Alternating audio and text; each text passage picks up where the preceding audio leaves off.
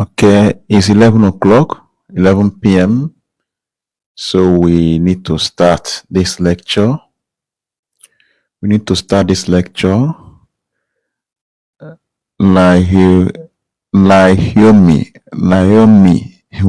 welcome. Welcome. I don't know how to pronounce your name, but welcome. You're welcome. So we need to start. You're welcome to the online tutorials with Eternity the Schoolboy. Today, we'll take a look at education.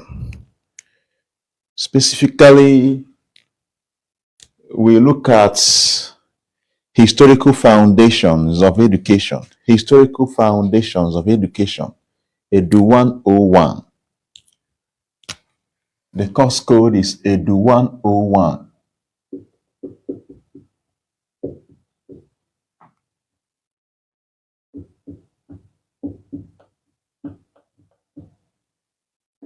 Historical foundations of education.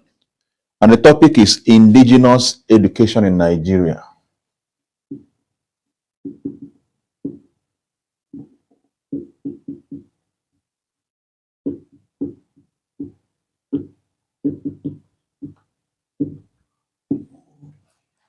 Indigenous education in Nigeria. Okay, so under this topic, we are going to look at the concept of indigenous education. So we look at the concept of indigenous education. What is indigenous education? And after that, we look at the objectives of indigenous education. Then after the objectives, that is definition. We look at the objectives of indigenous education. Then we look at the curriculum of indigenous education. Then the methodology of indigenous education. Then we look at the merits. We look at the what? The merits. We look at the merits and the merit. By merit and the merit, we mean the advantages and disadvantages of indigenous education. So these are what we are going to discuss under indigenous education this night. Okay, let's take it off from there. Now, there is this idea that if you don't go to school, maybe if you don't go to primary school, secondary school, university, you are taken as somebody that is not educated. But that is not true. Education is not all about going to school. Schooling is a part of education. Education is far beyond schooling, just going to school.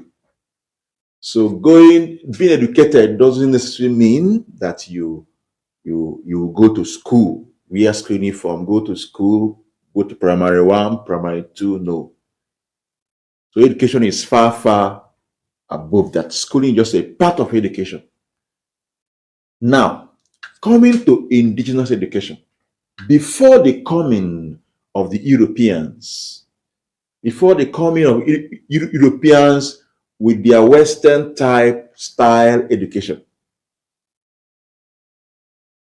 we in Africa, in Nigeria, in Igbo land, and some other tribes, we had our own system of education that is indigenous to us. How we study, how we learn things, how we learn our culture, how we learn our way of life. If there was no education, I don't think our culture, our tradition will be will be sustained till today. It was because we learned it from our forefathers, from our great grandparents, down to our fathers and down to us. That's why we had this education. Will you say that those people, those our great grandfathers, were not educated? No, they were educated, but they probably did not go to school in this Western type education. You may say they did not go to school in that pattern, but they were educated. They passed through an education system that was indigenous to them and still indigenous to us till today. So they were educated. So indigenous education is actually a system of education that is peculiar to a particular society, through which that society inculcates or pass their way of life to their younger ones. That's what indigenous education is all about.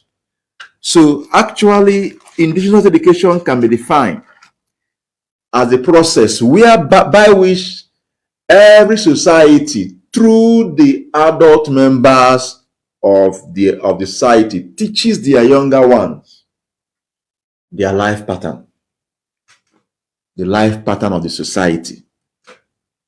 For example, the boys will be taught their father's occupation. Their father will teach them their own occupation, which may be farming, hunting, blacksmithing, and other occupations. And the ladies, the girls, their mother will teach them how to cook, how to go to market, buy and sell, and how to weed in the farm, and how to carry out other feminine or woman, wife type of work. So this system of education is indigenous to that particular set of people. And this can take place in the farm and other places. Okay. So with that at the back of our mind, I can borrow the words of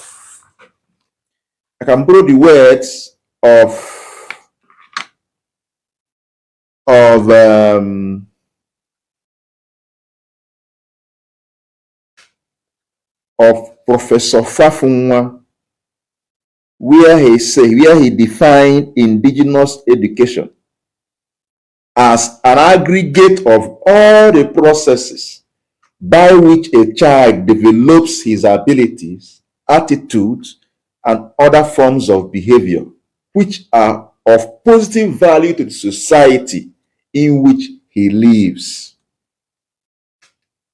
Indigenous, even though some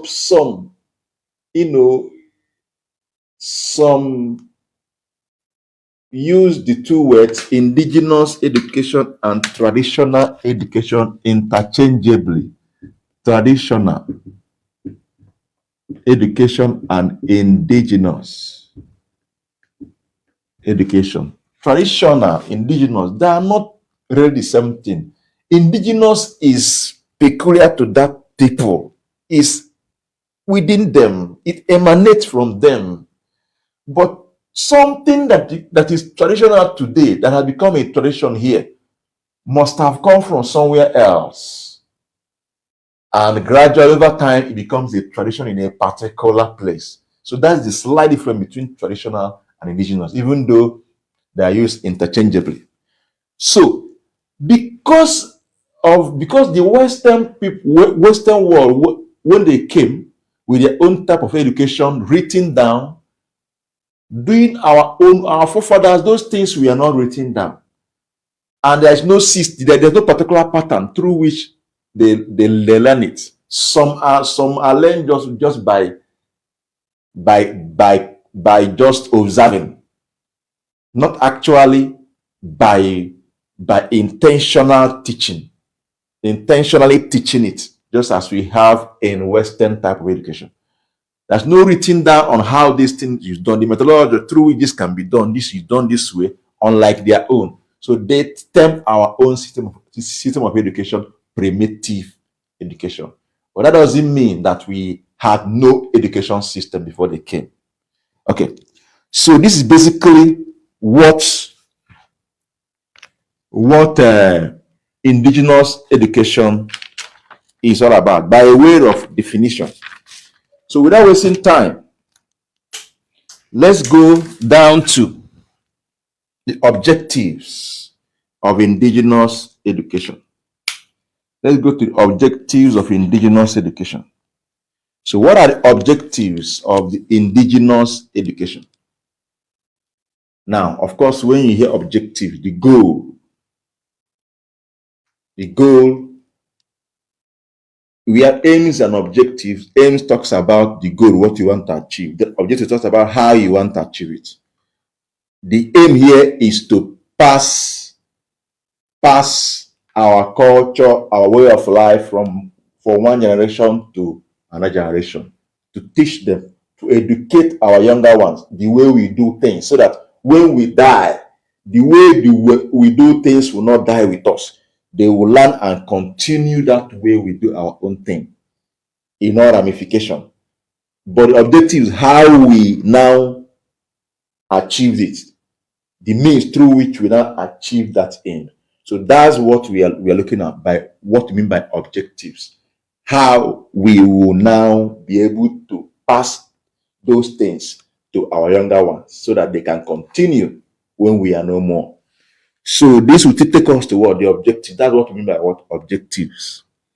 Okay. All right. So in the book written by Fafunwa, the book is History of Education in Nigeria, 1979. There are 7 goals of African education. But we'll just list some here and say 1 or 2 things about them. So these goals are as follows. Number 1, objectives. The objectives are as follows.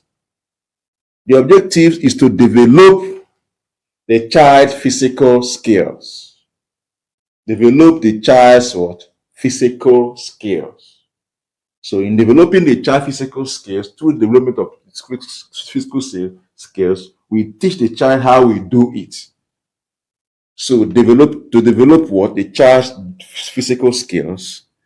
The second one is what? Moral, to train them in character and morally and in character. That is character and moral training. And to develop their intellectual and social skills. Development of intellectual and social skills. To train them vocationally, vocational training. And to help them develop sense of belonging and what? Cultural heritage. Okay, we look at to develop child physical skills. Now, if you watch closely, in our traditional way, in our traditional society, in our indigenously, you see children, just watch children, see them jumping around, learning how to run, how to jump, how to carry out different activities. Maybe possibly they saw their elder brother or their parents doing it, or other children that learned it from their own parents or whatever, doing all those things, jumping the fence, climbing trees, running, dancing in moonlight. They're doing all these things, exercising what? Their body, the way we do our own thing. As they are doing that, this is what was passed down to them. As they are doing that, their physical skills are being developed. And physically, they are being what? Fit. Physically, they are becoming what? Physically what? fits. So if these things they are doing can be tailored to the Western education, what they call physical education, exercises. Yes, they are also this is also part of what exercise. So as you can see, we are doing exercising. We were even wrestling before they came. We are wrestling. They didn't teach us how to wrestle. We are wrestling. You go to village square, Ugada. In Igbo land, we say Mba, Anaba Mba. You watch people wrestling. We are doing it before they came. How sure am I said that they didn't learn it from us? Yes, because we are doing it before they came. We are doing it those days. I can't remember where we learned, where we watched TV to see. We didn't go. Remember, we didn't go to them. We were here and they came. So if we were doing it before they came, then where did we learn it from? We didn't learn it from them. And even we went on there to meet them, you say we learned from them. I stand to be corrected. If I'm wrong, please chat me up on WhatsApp and drop your comments. If what I'm saying is wrong, chat me up. Let's talk about it. So this is also is an objective of what? Indigenous education. Another objective of indigenous education is teaching them morally and character wise, training them morally. Training is the right word, not teaching. Training them in character and what? In moral. Now, in our tradition, we have the way we greet. In fact, till today, I remember when we were younger, how dare you wake up, you fail to greet your parents? Or let alone you see an elder outside or someone older than you, you fail to greet the person. My mother will deal with you. My mother will deal with you. You must greet. You must greet. Character. You must greet. You must always say the truth. Character. Moral. These are what parents, without even knowing, they are teaching. Today you may think we are not educated. But you are being educated by your parents. There's no board that like this will stand and start teaching. You greet your elder. No, but you are educated without you knowing, without even your parents knowing what you're doing. You see it as this is what my father did. My mother taught me. I'll teach my children. This is what my mother trained me to. I grew up. My mother taught me how to greet, so I must do the same thing to my children. It is also what the objective of what indigenous what education, and also talking about things that are acceptable in society, the things that are not acceptable in society, things that you will do, things that are of deviant attitude, behavior, and things that you will do, the society will clap for you. These things are taught, they are passed down to the child at home, in school. In fact, this is in traditional indigenous education that we are meant to learn that. We are meant to know that a child does not belong to the parents alone. In Igbo language, you say, nwa bụ nwa ọha, nwa bụ nwa ọra, ma ọ bụrụ ofu onye na-amụ nwa. What it means that it's not the parents alone that owns the child. What it means that the society contributes in training the child. They watch the child grow. When the child mess up, they will punish the child.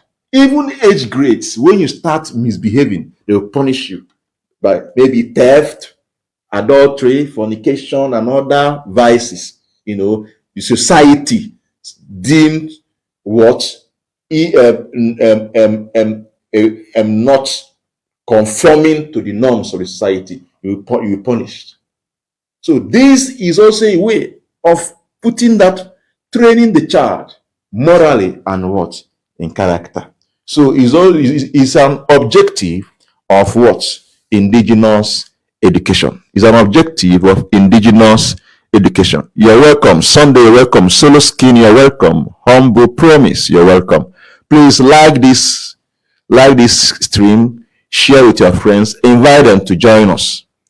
Invite them to join us. Let's continue. Okay, so the next one is development of intellectual and social skills. Development of intellectual and social skills. Those days, so you may think, because the Western type of education came, it was since they came that we started learning some things. All these subjects you are learning in Western education, we were doing those subjects without even knowing what we are doing. Yes, we are doing chemistry, we are doing physics, we are doing biology, we are doing agricultural science without knowing what we are doing, because it was indigenous, it wasn't written down. But we are doing those things. I will start listing them one after the other. Then you'll be shocked. The first one is mathematics. Yes, in your farm, you get yam seedlings, you get maize, corn, you get some things you cultivate. Maybe you have about 10 plus 10, 2 places you go. You divide them. Your parents will say, okay, divide it. This is for this place. You are doing mathematics. You are calculating how many you take to this side. Or maybe you want to share food in your family. You count how many you are in your family. Ofu, abo, ato, ano, in your indigenous language. You start sharing the food, the things among those. You are doing mathematics. Is it because they didn't call it mathematics? You think they were not educated? They were doing mathematics. Yes, and they will divide it properly. And everybody will get his or her own shares. When you have a community cow or a kindred, they will share it equally, and everybody will get the right share. That is mathematics. Good. Now, another area, when you gather, your parents will gather you in the night, moon night, you come together, you're telling you stories about your forefathers. Telling you, or even a village chronicler will start telling stories about what happened when the tribal war that took place so time. I can remember my own grandmother telling me stories about how people that inflamed edema on their legs and protruded tummy, we are taken to be people that committed atrocities without even knowing that these are symptoms of diseases they didn't know the meaning. These things were stories. Yes. What subject corresponds to that in Western education? History. That's history. Telling you where your people came from. Telling you stories of your people. It's history. Or other people, your neighboring town, villages, is history. Then what of geography? You say, we don't know about geography. Yes, even though it's not detailed the way it is there, done here, written down in textbooks, but you are still doing geography. Knowing about rivers, where they are located, names of rivers, names of valleys, names of hills, mountains, knowing all these things. This is what geography. Even though you don't know, it's not well articulated. Like where you have written it down, that is the only place I know we have issue. No, it's not written down, but it's still what? Geography. What of medicine? Pharmacy. You know, from at that tender age, they start teaching you the herbs, some herbs that are medicinal, some herbs that you can use to prevent some certain things. If you have blood, if the blood level is low, these are herbs you will take. All these things are what? It's medicine, even though, yes, you may not be doing it professionally, but at least some of these people, in the indigenous, they know these herbs that can help to do what? Solve 1 or 2 health problems. Is that not medicine? That is medicine. What of agriculture? That one is common. That one is basic for anybody, every family. Subsistence farming. In fact, that is the first thing every family will learn first before even specializing in any other thing. Agriculture. how to farm, the best time to farm, how to till the land, how to plant the seed, cultivate, and how to clear the bush, and what to do and what not, how to even hunt, how to take care of animals. Yes, your domestic fowls, domestic goats, how to take care of them. Is that not agriculture? Rearing of animals. That is agriculture. What of health education and environmental sanitation? Sometimes they come together in a village square. They will, once in a while, they will clean the village square. They among the age grade, they will share how to go and clean the path to the stream, even the stream, clean the stream where they fetch water, clean it so that they will not, the water will be clean and safe for drinking. And if they see you doing bathing in some water, I can remember in my village, there's a stream you don't go there to wash. If they catch you, you are in trouble. But there's the one you can go to wash, swim. That one, we call it a miliocha. You do not go there to wash. As at that time, you go there, it's clean, it's for drinking. Is that not environmental sanitation? Once in a while or once in a month, they go and clean it, clean the path, clean the stream, so that it will be safe for what? Drinking. Is that not even the one that is not for the drinking, so that it will be safe for, so that those that will swim there or those that will bathe there will not get injured? Is that not environmental sanitation? Is that not health education? These things are part of what? Indigenous what? Education. What of, you may say, architecture, building technology, how to build. Yes, those days, young men they are taught how to build mud houses as at that time. Yes, as in, not even as their professionalism, normal thing you should know how to do. Age grade build houses for their people, for their members, or those that could not afford building. They build for them. Is that not building technology? Is not architecture. It's just to improve on all those things, and we do better. What of drama, music, all those things, those songs, those dancing, those things they do in moonlight play, hide and seek game, dancing, play music. Is that not music? Is that not music? So it's also part of what? Education. Okay, home economics, food and nutrition, home management. These ones are taught to young girls, learn this one from their mother, even without even knowing. So what are you talking about? Is that not an indigenous education? So these things I've listed are for what? Under what? Intellectual and social what? Skills. Now let's go to vocational, training them vocationally. Here now, this is very, very important in what? Indigenous what? Education. Here now, they, apart from the general one they learn from their parents by seeing their parents doing one or two things, there are some of these young ones that will now take up a particular vocation to maybe learn a particular vocation. Some go to learn how to through apprenticeship system. That's why today Igbo apprenticeship system has taken over the world. Yes, and some states of House of Assembly, they are now making bills in favor of what? Igbo apprenticeship system. It will soon take over. It's very, very important. Igbo apprenticeship system today have made billionaires. Billionaires. More than just wearing tie and going to and graduating with bachelor degree and carrying fire up and down. I'm not saying that it's not good. I'm just trying to point out the importance of this. This Igbo apprenticeship system came from Igbo indigenous education.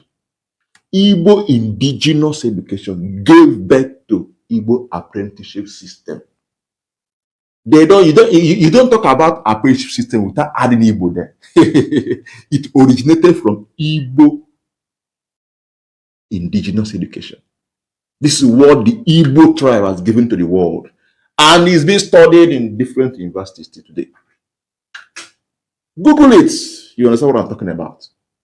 So vocationally, some go into pure, apart from the one they learned from their parents, they go pure apprenticeship system to go and learn a craft or trade, serve under somebody for some years, and the person will settle the person. And there are some that will pay the person to learn the craft, or it may be divination, depending on the type of craft the person is interested in. He or she will go to an expert in that. Some will pay the person. Then that money they pay to the person is equivalent to tuition fee you pay to in the school today.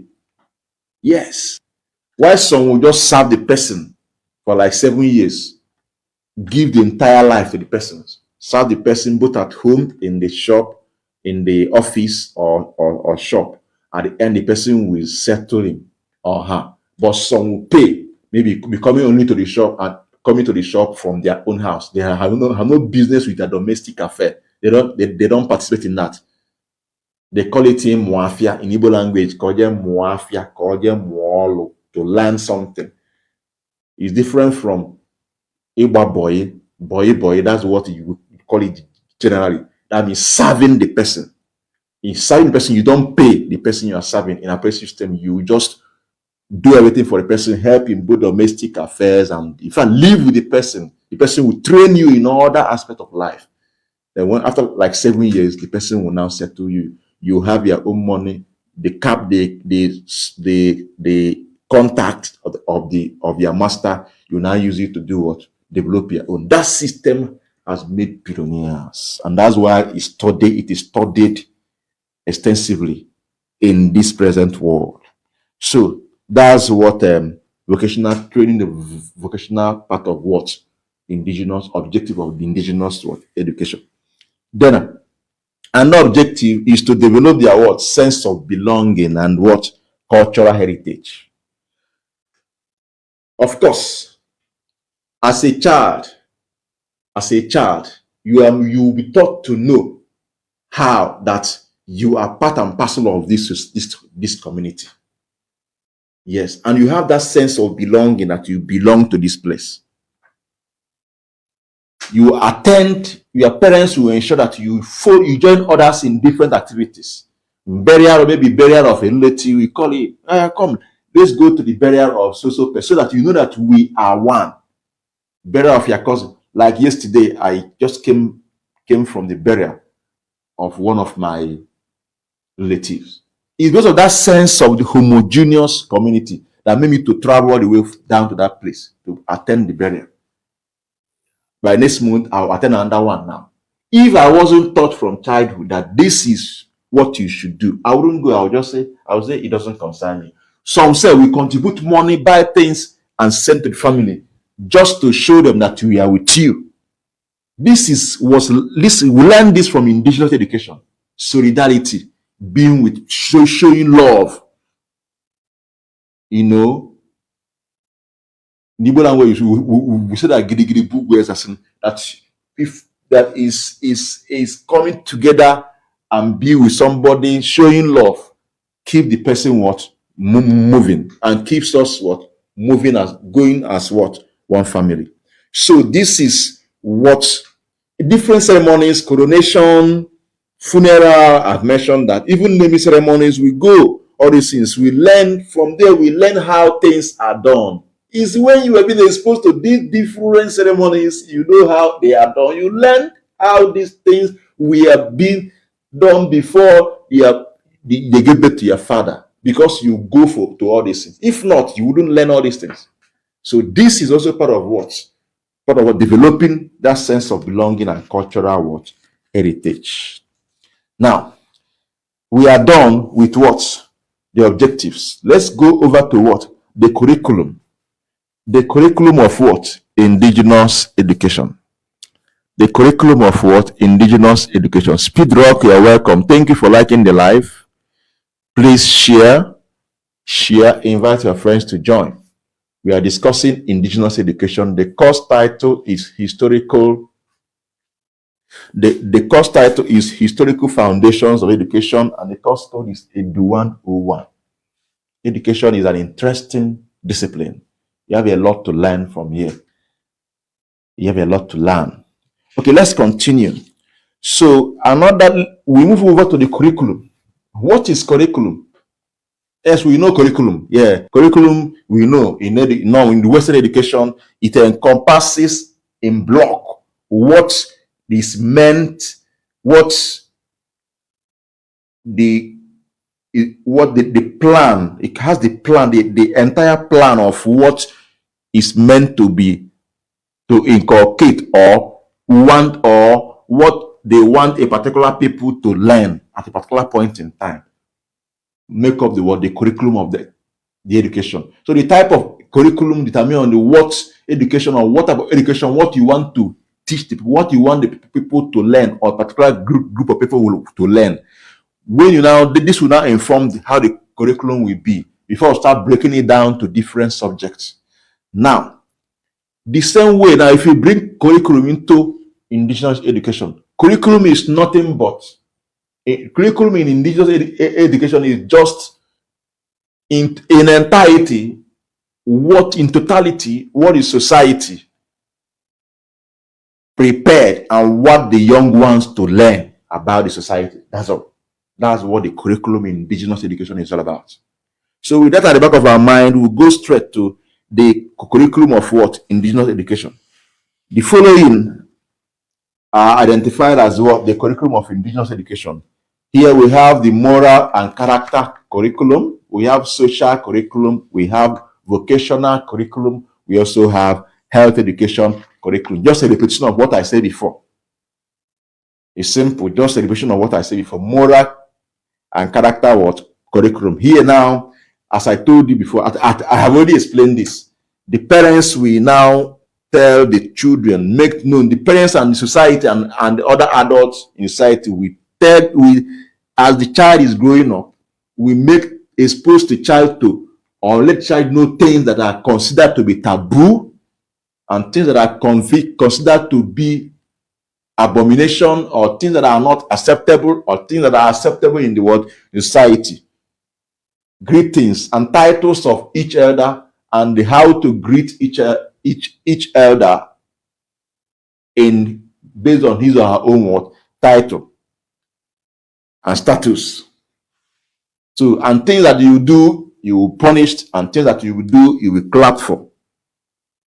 I think I've mentioned this before now. So that's all about what from the moral and character curriculum. Social curriculum. I have also talked about this. Here now, the child will given the information. Sometimes these things are going on without the parents won't even know what they're doing. They are just seeing that they are performing their roles. Their roles are parents. That's what they are doing. But they're actually doing what?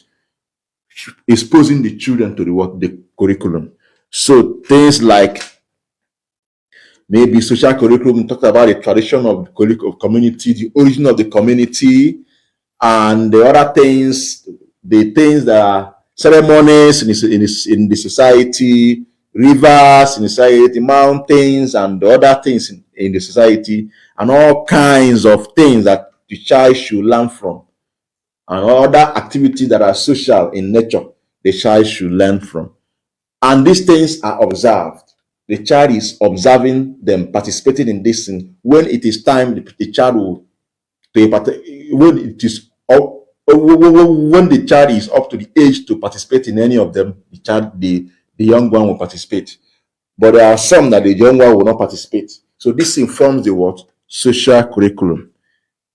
Then vocational curriculum. Basically, agriculture is the basis for every family because of the subsistence farming that is common to all the families. Then apart from that, some other young ones may choose other vocations, like fishing, blacksmithing, carving, leather works, and what have you. Of course, the boy follow their father, learn that one from the father. The mother, the girls learn how to cook from their from their mothers. And when they get to a particular stage, they were taught how to be a good housewife by their mother, or by a group of what people that are meant to do that. So one thing with indigenous education is that you rarely see those days. You rarely, even till today, those that truly value indigenous education, you rarely see them unemployed, except the lazy ones who doesn't want to work. It's only the lazy ones that will say that I'm not employed. So they don't wait for white collar job. Those that follow that same indigenous path, even though they still went for imbibe, learn and go to school, get educated in Western way and still educated in indigenous way. If you see any family that educate their children both in indigenously and Western way, because today if you don't have a Western education, you will not go far, because in fact you cut off from a lot of things. So, but some parents that educated their children both indigenously and Western pattern, you rarely see their children looking for job, unemployed. When they are through university, they may even keep their certificate, but they have something they are doing that is giving them money. They will modify those things and will be yielding them money. You rarely see them unemployed because they have skills. That's the word. Skills. Indigenous education help you to develop your skills. Skills in a lot of things. Vocational education. Very, very important. You rarely see someone that is educated vocationally that is looking for, that is unemployed. It's not possible.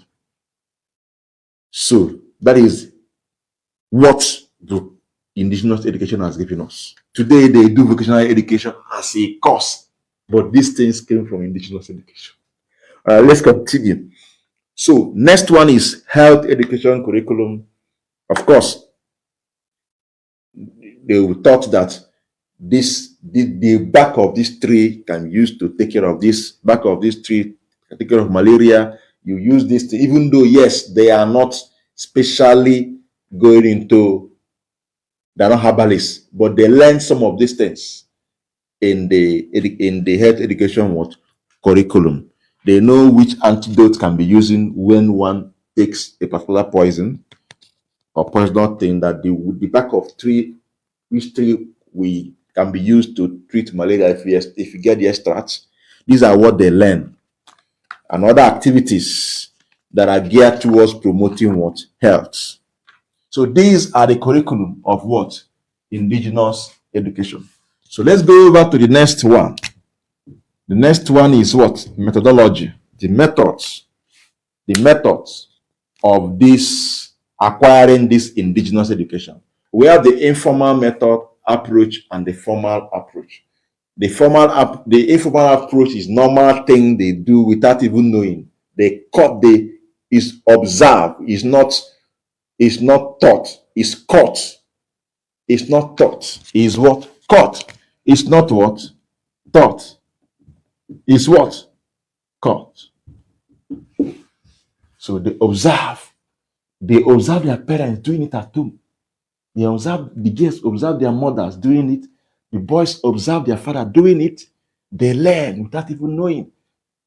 The mother is cooking. Okay, Chinwe, bring salt. The Chinwe will be there looking at the mother, how she's putting the salt. Chinwe, they don't go out to Chinwe want to go and play ball. If you try it, stay here and cook with me. Okay, or you pound this thing for me. Grind this pepper for me. Chinwe is there. When the mother is not around, the mother will tell Chinwe, go and cook. And Chinwe will go and try and start cooking. So that's one thing with what? The informal approach. So this one, they learn in informal way by observation and imitation. That's the right words. By observation and what? Imitation. Unconsciously. So the next one is by formal approach. That is through what? Through the apprenticeship system. Apprenticeship system is a typical example for formal approach. Big down, you're welcome. It's a typical example of what? Formal approach. Through apprenticeship system. I have talked about apprenticeship system at length, so I wouldn't talk much on that again. I've talked about it for a long time. So apprenticeship system is a formal approach.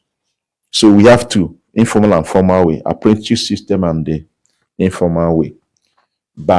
Informally by observation and what? Imitation. So let's move over to what? The merits. Merits of what? Indigenous education. Merits. Of course, what I said before now, through indigenous education, there's transmission of culture of the society, yes, from one generation to another. The culture is transmitted from one generation to another. Yes, indigenous education does that. So it's an advantage. Yes, because the parents, the society is teaching the young ones what they are doing, so that the young one will grow up and start teaching the next generation what they learned from their parents and the elders in society. So is what? It helps in what? Transmission of culture of the society. It also makes room for effective citizenship. Just as I said before now, that nobody that passed through indigenous education that will go unemployed, except those that are lazy, that don't want to work, because you have skills that will put food on your table. So effective citizenship, by virtue of you being knowing, having skills that will help you to transform food, to put seed in the soil and to germinate and yield more seed. To put seed yam in the soil and you germinate to yield 2 bars of yams, and you go and sell it or exchange for something else, you are developing the society. You are improving the economy, because economy grows only when there is production. Agriculture from indigenous education is production, is food production. So you are adding to the society, to the economic growth of the world society. There are different things that you do under this. You get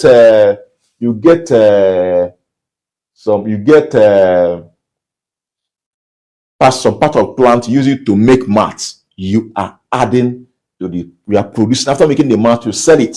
Some are even exported. You are adding to the economic growth of the site. There are other things that so with that, now you become not just a citizen, you become an effective citizen. Effective citizen is a citizen that actually contributes his or her quota to the growth of the economy of the site. That is an effective citizen. So it gives you an effective citizenship. So you contribute to the growth. Some even show high level of patriotism.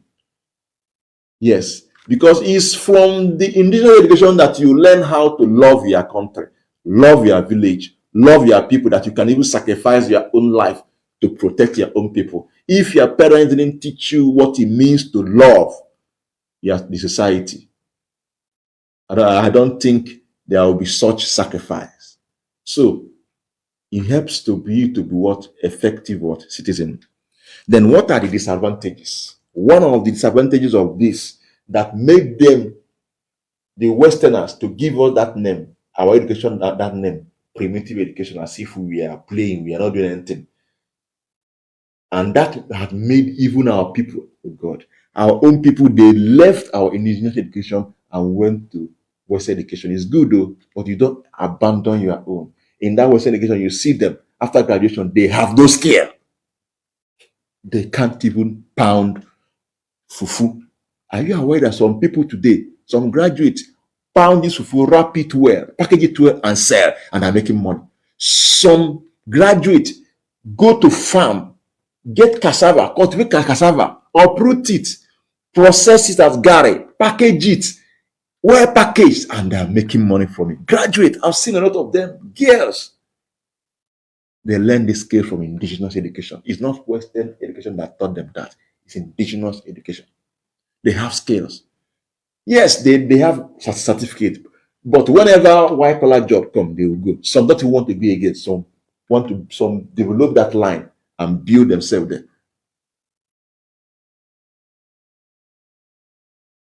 So because they say it's a primitive education, and we start looking down on our own. only to embrace their own. Their own is good. There are some areas they help, but not abandon your own. Instead, look for a way to fine-tune our own, make it better, instead of abandoning it totally. So, another issue now is lack of writing. There is no written documented work on our indigenous education. This is an area we need to work on. Yes, this is an area we need to work on. Document whatever we are doing. And that is an aspect that the Western education is far, far, far better, where they have kudos because they documented it.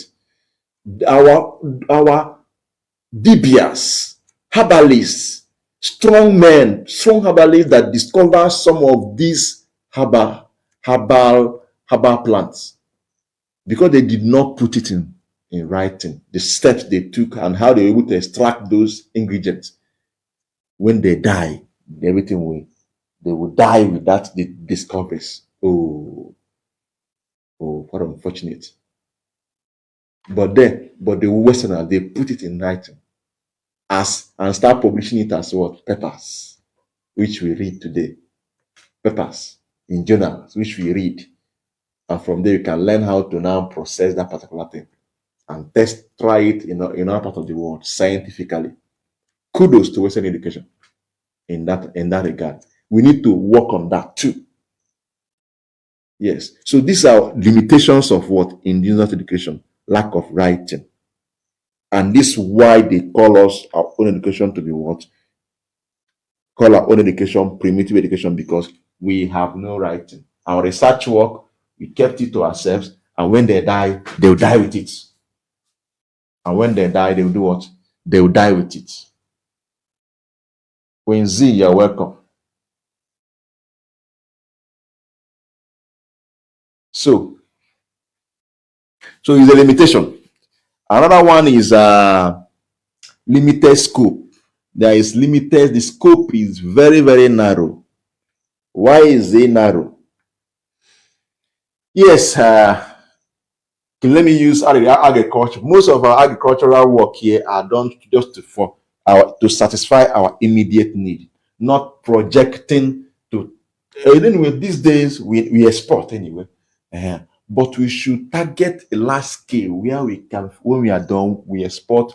We are improving. We are adding to the economy of our community. Yeah, we are producing, and we are attracting wealth to our community by not just limiting ourselves to subsistence farming. The same thing with herbs. Just when a family member is sick, you go and take the plant. Let's think beyond that. How can we process? How can we extract more of this? How can we cultivate this plant that has ingredients that can cure malaria? How can we do more research on it and write it down and bring it up and use it to produce drugs, medicine that will take care of large population of what? People with the illness. This is area the Western education has an edge, because they think beyond just their immediate news. Today, farmer business is a multi-billion business in dollars because of the work they did and put it down. Some of them even come down here to take the herbs, like our bitter leaf. They take the bitter leaf, extract it, and they package the bitter leaf for treatment of what? The diabetes. These are what the leaves we use here to eat, to cook. We use it as to cook soup for our immediate use. So this is one of the issues with what? Limited scope of indigenous education in Nigeria. Okay. Then another issue it has with what? Is too conservative. Conservatism. This is how we do. Our forefathers we are doing it. This is how I'm doing it now. And this is how my child will be doing it. Don't spoil our tradition. Don't spoil the way we do things. Even though, yes, that's the way you do things, there's room. When the younger one notice that room for improvement, it should be flexible. Allow them to make better improvement on it. It must not be the way. Maybe those ones they were doing there, yes, they are good, but as as time goes on, you start seeing areas it can be improved on. Yes, nobody knows it all. You can't say that the forefather knows everything. No. Am I not the one that did I tell you that my grandmother told me stories of how they they were taking those with protruded abdomen as those that committed atrocities, those with inflamed edema, those with inflamed legs are those that committed atrocities. But these things are edema. Someone with inflamed legs, it may be a sign of edema. That may be it is edema. That may be a sign of heart issues, congestive heart failure, or even kidney issues. The same thing, someone with a protruded abdomen may be a sign of what? Liver issues. But they say that is act of, based on what they know that time, they call it. You can never know anything. Everything. It's not because of the training, the work of the Western education that we will be able to know, okay, these things may be kidney issue, liver issues, and what have you. But the conservatism, this is how it must not be the way it was. Yes, things can still be changed. So that's the issue we have with our indigenous education in Nigeria. So he did not train the child on how to challenge environment. You can see what is going. Once you start changing, you can challenge, ask questions, being inquisitive. That's why you're a scientist. You be inquisitive, ask questions. Why is it happening this way? Can we do it in a better way to be able to achieve our purpose? So that's also the issue of one of the limitations of what indigenous education. So we have exhausted all the points what we plan to discuss in this topic. We have roughly 4 minutes to go. So I don't know if you have any question. We have 2 minutes to ask your question. If you have any question, drop your questions in the comment section. Drop your questions in the comment section. Share this lecture with your friends. Invite them to join us. So this is the last course for the day. I think we have actually tried for today. All right.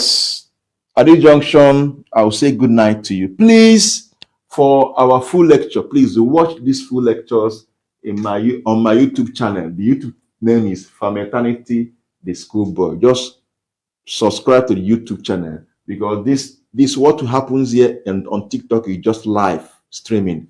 TikTok cannot take more than 10 minutes. So after this now, I'll upload the full lecture on my YouTube channel. The YouTube name is From Eternity, the Schoolboy. Go there, subscribe to it, and watch any of the lectures. Just after that, after subscribing and hitting the bell-like notification button, go to playlist. You see different subjects under the playlist. Then pick any subject of your choice and listen to and watch the lectures. This topic, this course will be under education. This course will be under education in that playlist. Thank you very much for your attention. God bless you. Lest I forget, please, every on Wednesday, I will have academic battle. I titled Academic Physics Battle 3.0 with From Eternity the Schoolboy. The flyer is on my TikTok. Please watch read the flyer. The registration link is there. Registration is free of charge, and there are prizes to be won. The competition will take place here by 9 p.m. on Wednesday. Live is a live competition. All the registered participants will be added to the WhatsApp group. In that WhatsApp group, as they read the questions on the board, they will drop their answer in the WhatsApp group within stipulated time. So those that were able to submit their answers before the stipulated time and they score up to 50 and above, we win prizes depending on the scores. Thank you very much for your attention. See you tomorrow. God bless you.